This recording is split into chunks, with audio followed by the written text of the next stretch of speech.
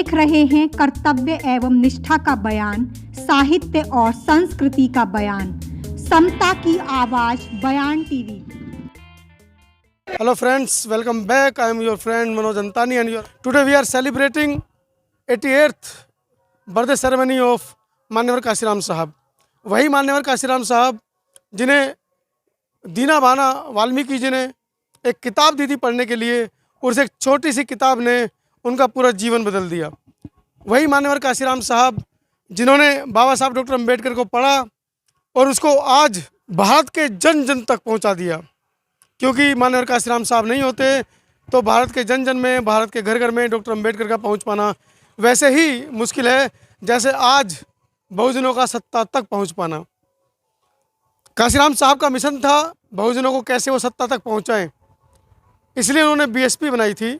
और उसी बीएसपी का 3 महीने तक प्रचार प्रसार करने के बाद यूपी चुनाव 2022 में 3 महीने लगातार चुनाव प्रचार करने के बाद मैं पहुंचा हूं आज अपने गृह जनपद गाज़ियाबाद के बिल्कुल बराबर में दूसरे जनपद में गौतम बुद्ध नगर में। ये और गौतम बुद्ध नगर में मैं बिल्कुल हूँ आपके सामने डॉक्टर भीमराव अंबेडकर पार्क। आज यहाँ पर 88वां जन्मदिवस मान्यवर काशीराम साहब का मनाया जा रहा है और उसकी झलकियाँ मैं आपको यहाँ पर दिखाऊंगा। मैं हूँ अपने सहयोगी अर्चना अंतानी के साथ कि हमको ये कार्यक्रम करना है।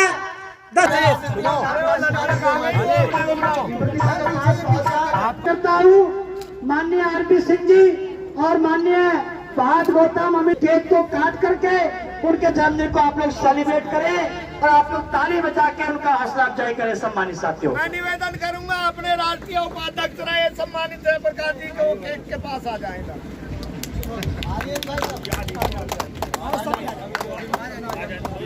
मान्यवर काशीराम जी की नेक कमाई आराम से दे दो।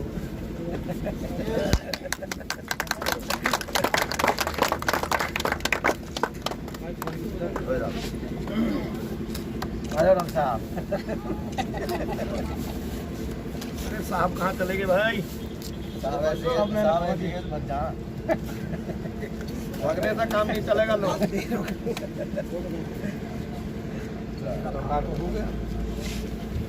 बहन जी इनको भी तो दो इनको। ना आप खा लो। जलपान की व्यवस्था की गई है। जलपान के पैकेट, पानी की बोतल आदि मौजूद है। सबसे पहले तो आज मान्यवर साहब काशीराम जी की 88वीं 88वीं जो है जन्म जयंती है। इसमें हमारी पूरी टीम पूरे दुनिया के लिए उनको हार्दिक बधाई देती है। आज बहुत ही उज्जवल हमारा दिन रहा जो मान्यवर साहब काशीराम जैसी शख्सियत आज पैदा हुई, और उन्हीं के उपलक्ष्य में आज हम लोगों ने, हमारी पूरी टीम ने एक दूसरे का सहयोग करते हुए ये मान्य बहन जी के द्वारा निर्मित उनके शासनकाल में बादलपुर जो उनका पैतृक गांव है, उस गांव में जो डॉक्टर अम्बेडकर पार्क है, जहां पर मान्य बहन जी ने बाबा साहब की स्टैचू के साथ साथ साहब काशीराम जी का और अपनी स्टैचू और फूले साहब की और उनकी जो सभी महापुरुषों की जो स्टैचू लगा करके जो यहाँ पार्क बनाया। इस पार्क में हम लोगों ने आज मान्यवर साहब काशीराम जी का जन्मदिन सेलिब्रेट किया है। इस पे तमाम जगह जगह के लोग यहाँ पर काफ़ी बड़ी संख्या में पहुँचे हैं। तो हमने ये सोचा था कि जो 10 तारीख को जो रिज़ल्ट आया है उससे कहीं लोग हताश ना हो जाएं और धीरे धीरे हमको रिव्यू करना है, अपने ब्रेन को ठीक करना है और फिर से नए सिरे से इस कार्यक्रम को, मूवमेंट को हमको फिर से शुरू करना है। तो उसी के उपलक्ष्य में हम लोगों ने उसी को ध्यान में रखते हुए हमने यहाँ पे जयंती का कार्यक्रम रखा है आज। अच्छा सर, मान्यवर साहब काशीराम ने 85% SC एंड OBC को जो एकत्रित करने में लगाया है, तो क्या मानना है आपका, क्या वो धीरे धीरे फिसलता जा रहा है? देखिए, हम लोग देखें तो ये बात आपकी कोई गलत नहीं है, थोड़ी सी खिसावट तो हुई है, लेकिन उसमें चाहे हम समझाने में असफल रहे हों या हमारी कोई गलती रही हो, तो हम तो उसी पे अपनी गलती पर हम लोग अध्ययन करेंगे और फिर से सभी समाज के लोगों से अपील करेंगे कि देखिए, छोटे लालच में फंसना ठीक नहीं है। इस गेहूं के, चावल के, तेल के, नमक के चक्कर में आकर के भी इस देश में बने, लेकिन उसके साथ में तो सभी जाति धर्म बिरादरी के लोगों में हम लोग फिर से भाईचारा बनाने की हम लोग अपील करेंगे। हम जो है अब कुछ दिन में निकलने वाले हैं क्षेत्र में, वहाँ से हम डाटा कलेक्ट करेंगे कि किस किस जाति के लोगों ने किस किस वजह से किस किस पार्टी को वोट दिया, उसके क्या कारण हैं। अगर हम लोग कारण तक पहुँच गए तो ये बुद्ध का कहना है, बुद्ध का हम बताना है कि अगर हम कारण तक पहुंच जाएंगे तो निवारण भी निकाल लेंगे। तो उस कारण तक हम पहुंचने वाले हैं कि क्या क्या परिस्थितियाँ थी जो उन्होंने वोट दिया। उसके बाद हम लोग एक कैडर तैयार करेंगे, फिर उस कैडर को सभी समाज के बीच में पहुंचाएंगे और उनसे फिर से अपील करेंगे कि लॉन्ग टाइम बेनिफिट के लिए आप बहुजन समाज पार्टी को फिर से मौका दें। अच्छा सर, बहुजन समाज के कुछ लोगों में निराशा भी है, वो ऐसा आरोप भी लगा रहे हैं मायावती जी पर कि उन्होंने ज़मीनी स्तर पर कार्य नहीं किया, तो इस पर आपका क्या मानना है? देखिए, ज़मीनी स्तर पे इसलिए नहीं कह सकते, माननीय बहन जी को मालूम था कि हम लोग जिस पार्टी को हम लोग डील कर रहे हैं, हम लोग उसको लीड कर रहे हैं, माननीय बहन जी उसके जो कार्यकर्ता थोड़े से साधन कम हैं, तो उन्होंने सोचा कि पहले हम लोग जो है और पार्टी के लोगों को काम करने दें। अगर हमने अभी काम कर दिया, अपने संसाधन अभी लगा दिए, तो आगे जो लास्ट फेज जो होगा चुनाव के पास का, तो उस समय हम लोग कार्यक्रम नहीं कर पाएंगे, कमर टूट जाएगी कार्यकर्ता की। तो इसलिए पहले उन्होंने और को काम करने दिया, उसके बाद लास्ट फेज में जाकर के सीमित संसाधनों का अच्छा लाभ उठा करके उन्होंने आखिरी फेज में जाकर जो चुनावी जनसभाएं करी। तो ऐसा एलिगेशन लगाना कोई उचित नहीं है कि माननीय बहन जी ज़मीन पर नहीं आई।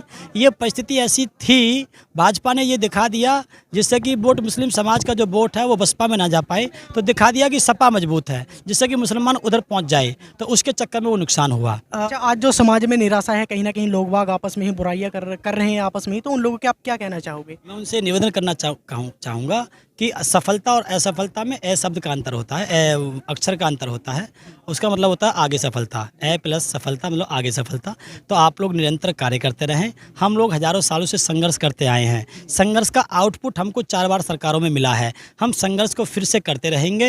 इस देश का सीएम भी देंगे, इस उत्तर प्रदेश का, और इस देश का प्रधानमंत्री हम बना के देंगे। आप निरंतर काम करते रहें, ऐसी हमारी पूरी टीम आपसे अपील करती है। तो क्या लगता है आपको, बहुजन समाज पार्टी आने वाले चुनावों में सत्ता में आ पाएगी या नहीं? सत्ता में 100% आएगी। देखिए, वो लोग झूठ पे टिके हुए लोग हैं।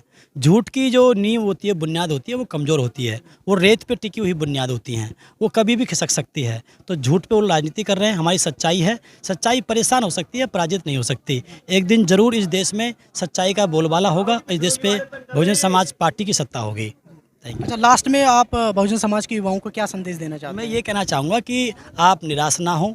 नई पार्टी जो बन रही है उनसे बच के रहें। मैंने पहले भी कहा था, बड़ी मुश्किल से ये महल तैयार हुआ है, इसको रिप्लेस ना करें, बेशक रिपेयर कर लें। कोई दिक्कत है, आपस में बैठ के आप लोग चर्चा करें, लेकिन हम लोग किसी के कार्यकर्ता, कोई पदाधिकारी है, उससे गुस्सा होकर के हम किसी दूसरी पार्टी की तरफ ना जाएँ।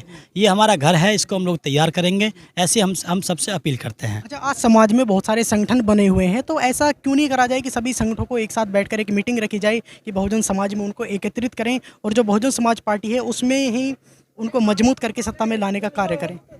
देखिए, ये ऐसा इसलिए होता है कि पहली बात तो एक लेवल के संगठन कभी एक साथ नहीं बैठ सकते इकट्ठा। जो बड़ा जो संगठन है केवल वो ही इस काम को कर सकता है। तो बहन जी की तरफ उन लोगों को सबको जाना चाहिए। वो बड़ा संगठन हमारे पास जो है बीएसपी है, लेकिन एक साथ बराबर के संगठन नहीं बैठते। लेकिन एक चीज़ और होती है, संगठन को इकट्ठा करने का तरीका होता है। साहब कांशीराम जी ने भी प्रयास किया था, लेकिन ये बैठ नहीं पाए थे। उसकी वजह एक सेम ये रही कि जब तक साहब कांशीराम कमज़ोर थे, किसी ने उनकी बात नहीं मानी। जब उन्होंने अपना काम बड़े पैमाने पर दिखाना शुरू करा, तो छोटे छोटे संगठन उसके पीछे पीछे चलने लगे। तो जब कोई एक आदमी इस मूवमेंट को ऊंचाई की तरफ ले जाता हुआ दिखाई देगा, तो विभिन्न संगठन के जो फॉलोवर हैं, नेता नहीं, फॉलोवर जो हैं, वो वहाँ से हट करके उस व्यक्ति के साथ चलना शुरू कर देंगे। ये नियम होता है किसी मूवमेंट चलाने का। पूरे देशवासियों को जय भीम और मानवर काशीराम जी के 88वें जन्मदिन की हार्दिक शुभकामनाएं। उस महामानव का जन्मदिन हम बादलपुर पार्क में मनाने जा रहे हैं। हर कार्यक्रम यहाँ मनाया जाता है। आज के कार्यक्रम में कुछ विशेष बात है।